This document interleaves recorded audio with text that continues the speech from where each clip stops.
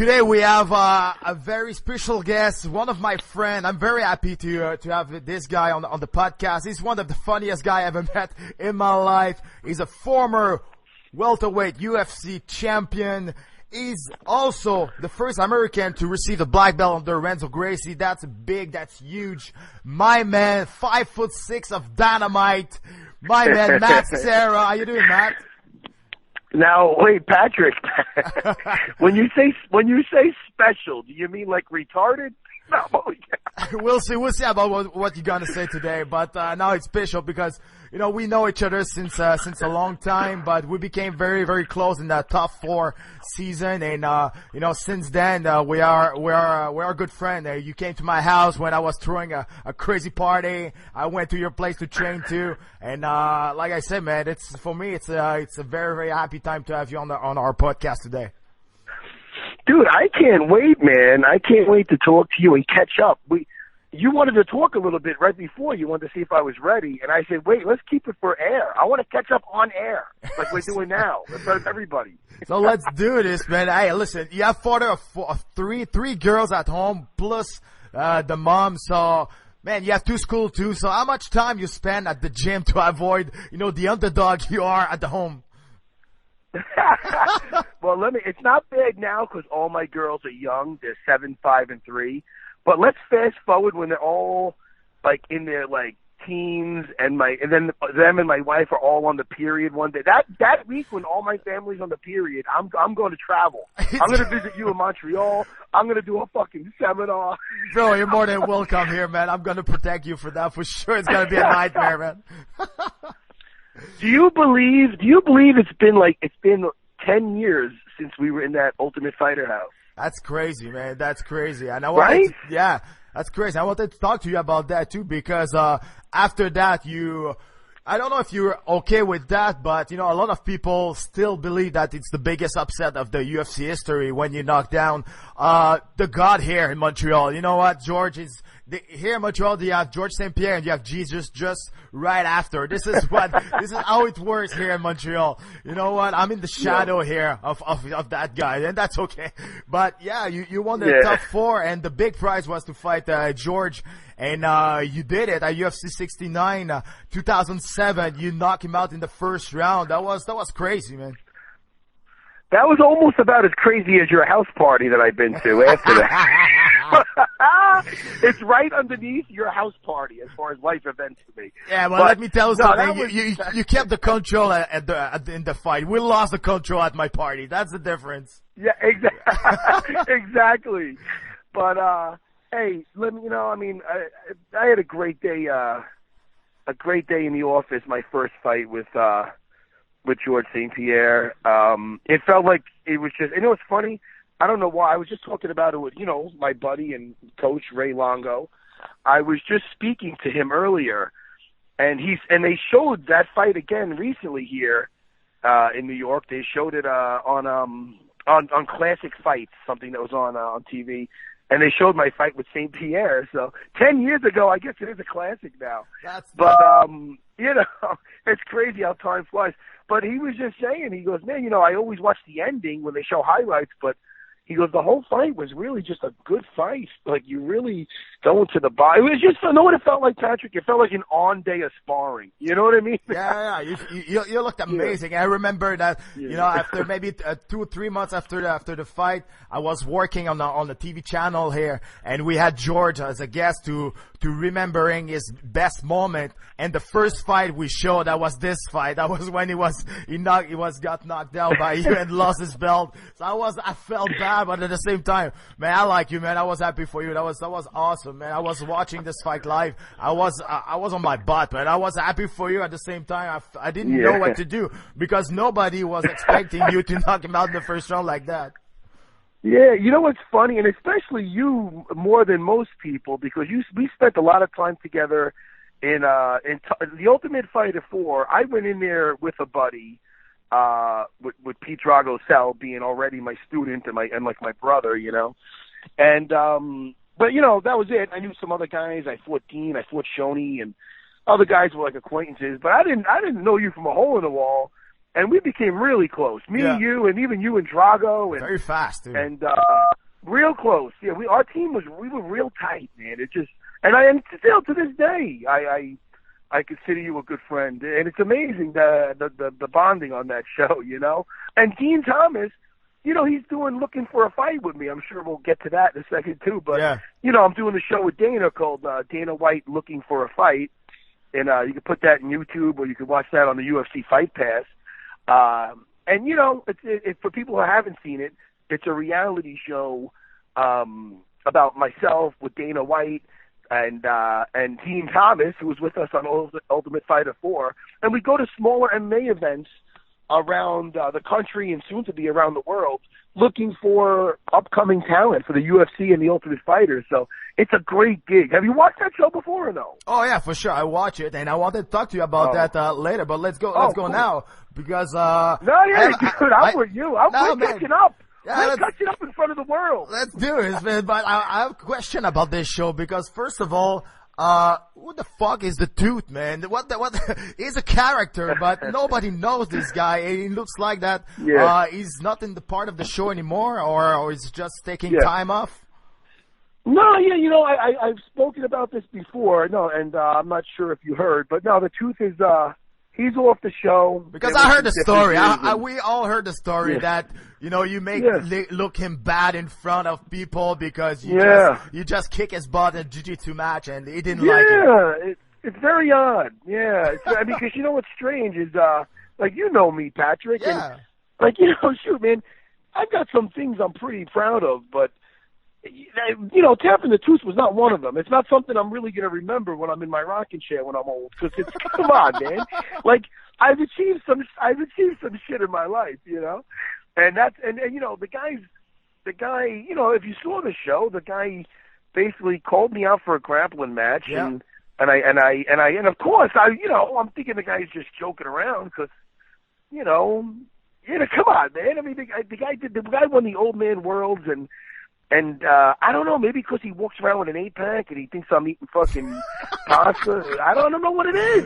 It might be it. Yeah. I thought he would catch me like when I'm on the couch and he could fucking do something. But I don't know, man. The guy has a weird, like, you know, some people, they have, they look at themselves differently than when they see how they really are and whatnot. It's rough. Yeah, and you put the truth right in his face too when you did that. So you did what you had to do for sure, man.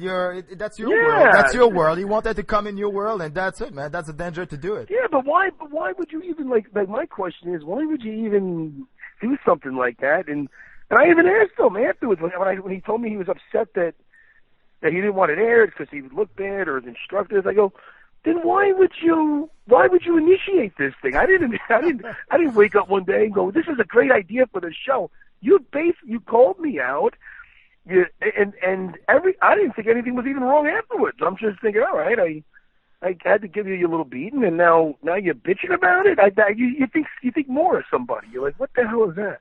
Listen, you man, know, I don't want to listen. I definitely don't want to, you know, attack the guy.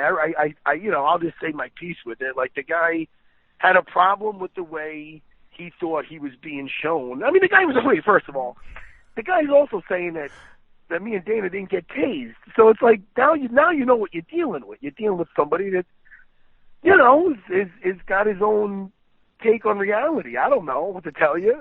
Yeah, he looks like he's living in his own world for sure. You know, I don't know him personally, and if you don't know things that the question I'm talking to you, we still don't know because you were around him and you were you know doing some shit with him. But if you don't know, we don't know on our side. And talking about looking for a fight, what's going on with the show? It looks like that it's not. Well, the show is great. The show is such a blast to do, Patrick, because it's just it's basically, it's not like I'm going out with my boss on the road. I mean, Dana's one of the guys that I could break his balls. You know, I know him for so long now. It's me, him, and then our buddy Dean Thomas. And let me tell you, unlike the Tooth, Dean Thomas, you know, he has a win over me in MMA. You know, he's very good in mixed martial arts. He's very smart. And and you know from living with him, he's a funny motherfucker, Dean Thomas. He is. You know? Yeah, but he won by like, split decision. Like, that was in UFC 41. Oh, so yeah. It's a long time ago. Don't get me wrong. I'll beat his ass. I love Thomas. But that fight, we break each other's balls we do that on the air. We break each other's balls about it because I'm like, dude, why do I lose a fight? I'm chasing you around the cage. And then he'll be like, yeah, I jammed your face off. So, we go back and forth with that. But, you know how much I love. Dean's a great guy. He's awesome. Yeah, he's awesome. He's another funny guy. He's another funny character. And you said that it's all about that, man. All your career, you met some strange characters, some funniest one. And you mentioned not long time ago, you mentioned Ray Longo. Ray Longo, for people from the outside of the Matt Serra world, we don't know this guy. We don't. I know him because when I went to your gym to train, I met him. I met him, and now I know him, and I know why he's there. He's another funny guy, but he's a character. He's a very unique individual. But talk to me about Ray Longo. How long you know this guy, and talk to me about him more personally, that people will understand who the kind guy is. Yeah. Ray Longo. Ray's my, you could say, my head coach. He's my head trainer. He's always Henzo, of course, with his experience as a fighter and his fight experience, his mind for jiu-jitsu. Henzo's always a huge part of my fight camps and my preparation for fights and just being a mentor. But my head coach putting me through the training every day was Ray Longo. And Ray, back in the day, man, like let me tell you when I first met Ray first. I met Ray when I was 17 years old, and I had a buddy of mine that was going through some problems, problems with he had some issues, like he's getting in trouble a lot. Mm-hmm. So he wanted to do martial arts. He knew I knew about martial arts, even at 17. He knew that my father was into it, and I was, I was really into he knew I had some knowledge, so he wanted me to go with him to check out this Jeet Kune Do place around the block. And so I went there, and I met Ray Longo for the first time, and he had his arm in his sling from his shoulder popping out from a sparring session. And he was a nice guy. He's an older guy. I was 17. He was in his 30s. And, I would think about that, as a kid, So then I never had a nice conversation with him. And then the next time, that's it. And then the next time I seen him was down at Craig Kukuk's jiu-jitsu, jiu-jitsu class. He was doing a class one day a week in Manhattan back in 1994 or something, or 93. So I met him there again. I go, oh shit, there's the big Italian guy. So we became friends down at Craig Kukuk's, and that was like a couple of years before even Henzo showed up to the East Coast, Yeah. So I started hanging. So I met him there, and he had that place. So there was only jiu-jitsu available. It's not like nowadays you can find a couple of jiu-jitsu schools in every other town. Back then, you couldn't get jiu-jitsu, Brazilian jiu-jitsu on Long Island or even the East Coast, except for maybe Steve Maxwell, Maxercise in Philly, or Craig Kukuk, who, you know what I mean, was only teaching one day a week in Manhattan and then in New Jersey, So Ray would give me the key to his place, and I would use his place all the time, and that was very nice of him because I was just a young kid. He just knew I loved jiu-jitsu. He gave me the key to his place so I could. Sometimes I'd rep with him, but other times I'd just go down there with my brother or some guy from the school and just get more mat time in, you know what I mean? Which was, invaluable back then, you know what I mean? Yeah. Good guy. Good guy. Yeah, good guy, yeah.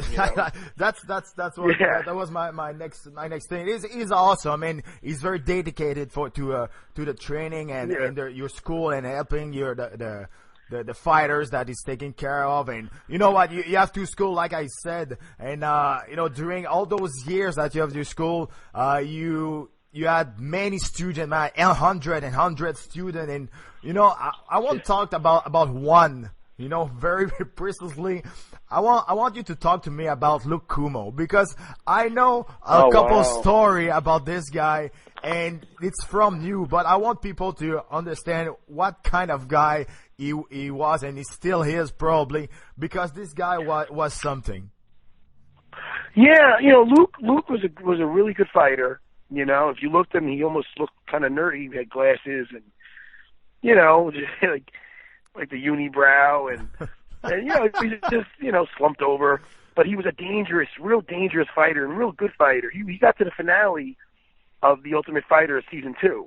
Yeah. And he did great on that. That show, he was at his all-time best. And he had some really great fights in the UFC, knocking out Josh. Same night he won the title, he knocked out Josh Haynes. Yep. Or Hayes, one of those. Hayes, whatever. And yeah. But the guy was a tough guy, and he knocked him out, and he was a great fighter, and he was a really good guy. But listen, I don't know. And then since then, you could find them on YouTube. Being basically just a different guy than the guy I knew. You know what I mean? I want you to talk to me about his comic book or his G.I. Joe thing or all those things. Remember you told me that he was playing with some little figurine and he was in his own world. Yeah. Yeah, no, we're driving, I think the guys were going to see me fight, might have been Dean Thomas, I don't know, over in at the Mohegan in AC, and they were driving and they're like, man, Luke's a nice guy, but he was in the back seat with a couple of action figures playing the whole time. He's like, he's kind of like, and stuff like that I'd never make fun of him about. Like, I think he's a cool, a good guy. I don't mind guys being a little different. Yeah. But, nowadays I think he kind of, if you watch some of those YouTube videos, people change, man. And, sometimes you keep certain people in your life and you can have a relationship with, and other people, you go, all right, man, he's seeing things a little differently, or he's a little out there, and, take care. I don't know. What do you do, man? What do you do, exactly. Matt, you won the title at UFC 69 in 2007, 1 year after, almost at the same time, but a year after. You came here in Montreal to defend your title. That was pretty. That was pretty courageous to do that, because you were the champion and you decided to come in an enemy camp, in an enemy territory, to defend your belt against George. So why you did that? I did it because that's where they said the fight was scheduled, man. Okay. I don't care. I don't really care. It's the same cage whether it's in Guam or in fucking Canada or the United States. I'm just, I'm a fighter, man. I'm an old school fighter. Yeah. So I didn't really give a shit about that too much. You know what I mean? It was quite the experience. But just being there and whatnot. But it was weird, man. The first fight I did everything. Everything felt like it was right. It was just a great night. And there was just something in the air, man. I don't know, all week long, and the night of the fight, everything couldn't have went better or felt better. Yeah. It was kind of the same way it was the same thing, but the exact opposite for the second fight. Oh, horrible! It just felt like it's such a horrible day. And not only that, I got to give credit to George, where everything was on point. So yeah. It's, the only thing I would change in that second fight, or in my power, I know I could change, is if I just felt I was in. Now, I'm not saying it had to do with my endurance, but that's a huge part of it. Like, I think if I was in better shape, I still would have lost because he was so on, but I would have made it through. I wouldn't have crapped out like in the second round. Like, you know what I mean? Like, because I think that's what hurt me more. That hurt me more than anything. If you're not you don't feel you're in that shape. You got to be in shape to go up and down for that long. And I even got out and up at one point away from him. And I believe the first round, and he timed the takedown so well, and then he did some damage on top with some forearms towards the end. The knees did dick. People were like, oh, those knees, how are your ribs? They were more for show, to be honest with you. Because I didn't feel anything, but I was fucking exhausted, so I wasn't really exploding out of there. You know what I mean? Yeah. So, I got gassed 2 times in my life, and that's definitely one of them. I felt horrible. And the other time was Carol Parisian, which is a bad guy to get tired with. So, I had most part, I was always in really phenomenal shape for my fights. But regardless, though, Patrick, I think that that was his night. He was just so on. He was on point. Yeah. and I think he was scared to death, but he he always is scared to death. He's dangerous. The guy's just a really skilled guy. I don't think he's a guy that really loves to fight, but he's a skilled guy, and he's a really nice guy. I like George a lot as a person. I think he's a good dude. Yeah, talking about your shape, you're probably not in fight shape right now because you know what the fuck is that mean? No, but I mean, your last fight was in 2010, and in 2013 you officially retired from the sport. But you always say that the only reason you will maybe thinking about coming back, it's another fight against Matt Hughes or a fight at Madison Square Garden, and it's gonna happen. You're 42 years old right now, and I know it's probably not gonna happen, but it is crossed your mind maybe when you heard that the MMA will come back in New York and probably going to the Madison Square Garden just to come back only for one fight to finally fight one time in your career at the Madison Square Garden. Yeah, to be honest with you, no. I'm really just secure with my career. Yeah. You know, I'm not gonna say my legacy. I'm not gonna listen. I've achieved some really good things. I'm not a Hall of Famer. I don't care. I'm not a Hall of Famer. I fought plenty of Hall of Famers, and every one of those guys knew they were in a fucking fight, and it could have went the other way a lot of the times. But I'm secure. I'm secure with what I did in the cage, and it's not like I don't got other shit going on. Like, you know what I mean? Like, I'm doing well in other areas as far as I don't. It's hard to walk away because, as you know, there's nothing like the feeling of victory, especially if you get finished. You, Patrick, you know that. Yeah. You know. It's always talk about that. Man. It's an amazing feeling, and you know, I talked to that cowboy Cerrone who's into the extreme sports, and he was on the UFC Unfiltered, which I want to talk about too before we get off. Yeah. You know, I talked to him, and that guy does all those. You know, he's jumping out of planes, he's riding bulls, he's doing whatever he's doing. The guy's nuts. But he does say, "Hey, man, there's nothing as far as a high and a rush. Nothing compares to fighting. Nothing. Just a walk to the octagon is just unreal. Oh. You can't explain that. It's unexplainable, and I feel that's the reason some guys stay in way longer than they should have. A lot of guys, when they get their lights put out too many times. Yeah. I'm talking 2, 3. Then you're leaving the sport. You're leaving your chin inside the cage. You're done. Like, I'm glad to say I left with my chin, even though I took some nice shots of our buddy Chris Lytle in my last fight. It was more like just tissue, like getting cut, than it was like I still got whatever brains I had. Yeah, and I know I still got a chin. I know I could still. Yeah, you only got knocked down once. You only got knocked down once, and that was like in 2001 against Showing Carter, and the rest it's all wars. And so that's it is what it is. And you know what? There was a lot of beef between you and Matt Hughes at a certain moment a couple of years ago. It's still is it still like that? No, we don't talk. I don't talk. I don't need to talk to the guy, and we don't talk at all. It was awkward. I was in a private bus. I went to go on one bus when I was at the UFC 200. So they had a bus taking you back and forth to the event, and also to the where they were doing the what do you call it? They had the UFC Expo, yeah. So there was a bus taking you back and forth, the fighters. So the one bus was so packed, so I saw a little bus. So I jumped on the little bus, me and my buddy Aljo Sterling, Funkmaster.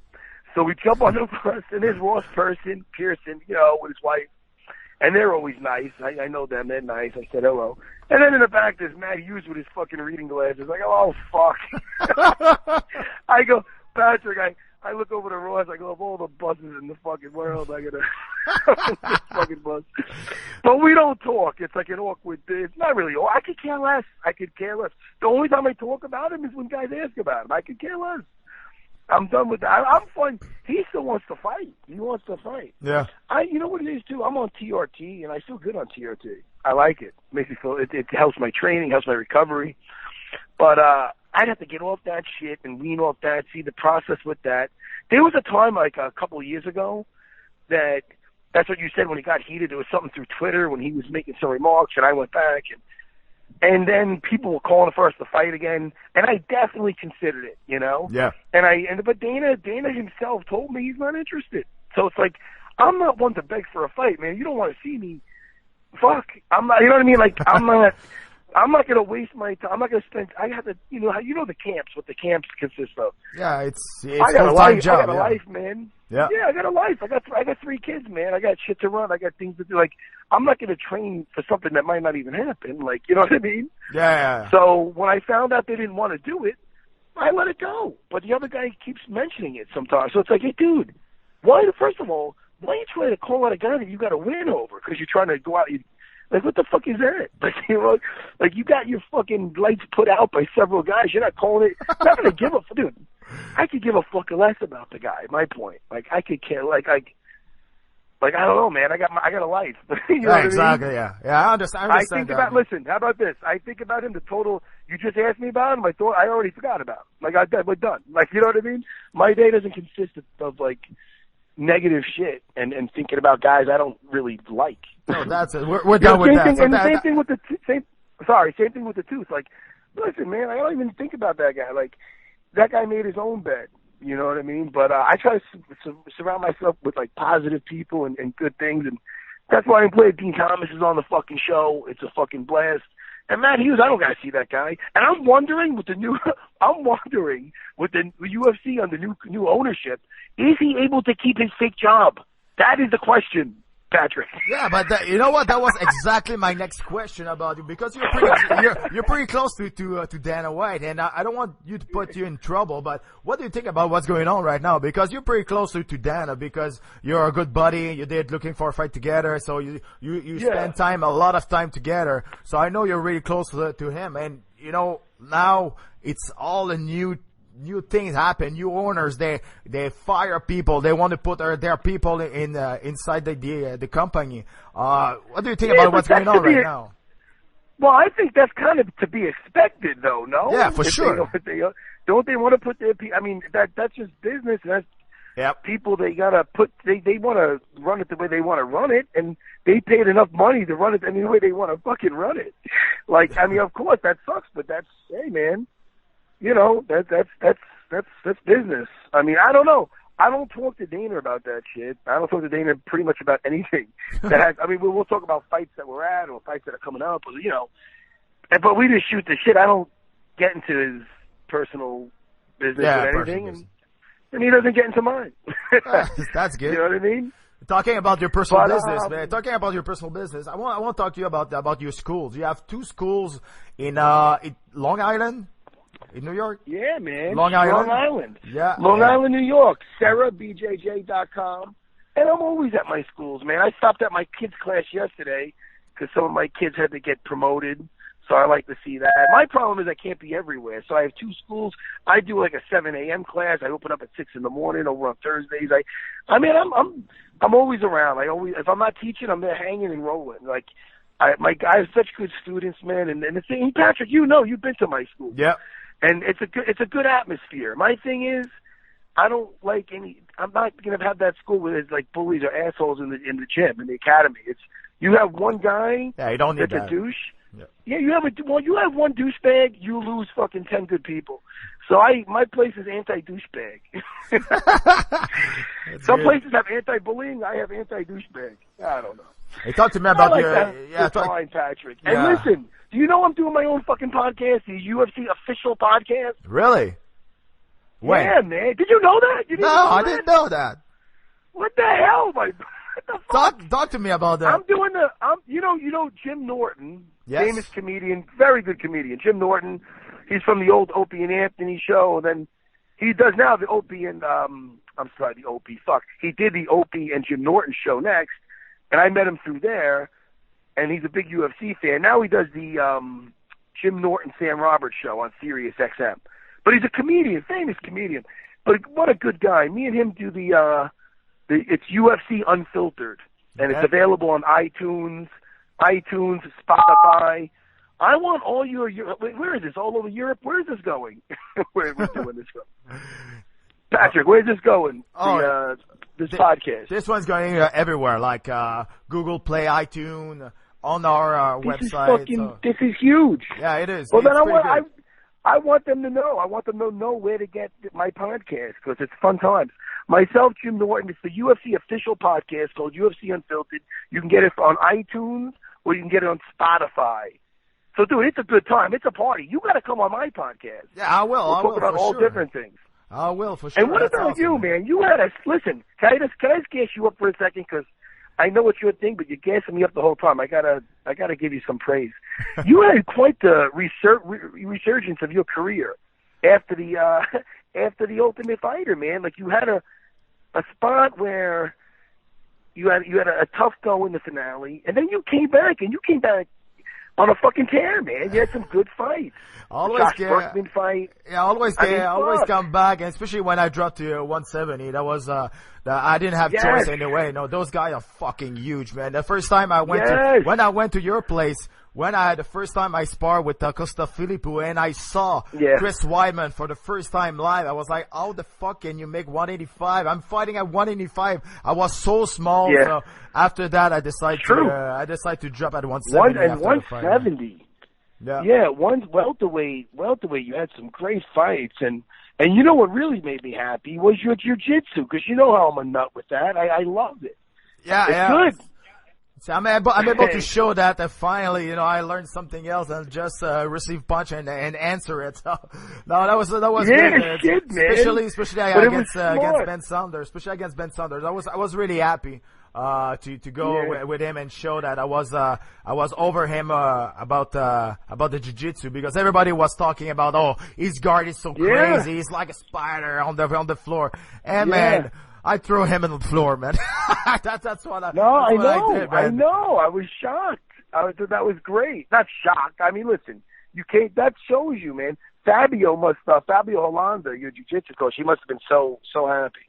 Yeah, he's happy. That's fine. That was more like a confidence thing. That I'm not afraid. I'm not afraid anymore just to try shit and all those things. So if I'm in trouble, I'm gonna get out of there, and that's it. No, it's good, man. Not on my last fight because Ronnie beat my ass, but before that, that was a good round. Yeah. Yeah, man. Fuck yeah, I forgot about your last fight. Actually, I get that negative shit out of my head. And meanwhile, I bring up the fucking guy about my show. What a fucking asshole I am. But, dude, you guys, we all had rough nights in the fucking office. But I prefer to talk about the good nights in the office. Yeah, for sure. But, but listen, man, we had great times, man, since Tough 4, and we're still buddies. Dean Thomas is still hanging out. Drago, I'm the godfather to his kid. He has a baby now, Jack. I mean, look at us. We're all doing okay. Isn't that great? It is Except okay. I can't speak for Shoney. I don't know what the fuck. Don't watch the Where Are They Now on Fight Pass. No, I'm scared. I'm scared to watch that. Seriously, I'm scared at what I can maybe learn about that. Hey man, man, we're gonna follow you on the UFC Unfiltered, the podcast. It's gonna be on iTunes and on Spotify. That's awesome, and I can't wait to go on yours. Matt Serra, you have two schools. What is the website again?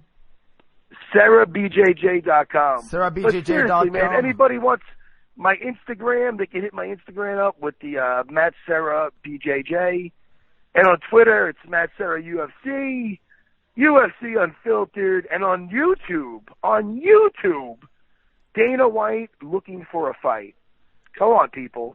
See what I'm up to, people. I don't know. It's easy. Patrick, man, I miss you, homie. When am I going to see you? Are you coming to New York or no for the fights? No. I don't think so, man. We're doing the from studio. We are French television here, man. We don't have money to travel everybody like Fox or other channels. So it's French money here. It's you know what? It's Canadian money. It's not very good right now. Hey. You tell the French I love them. I don't care what anybody else thinks. I love the French.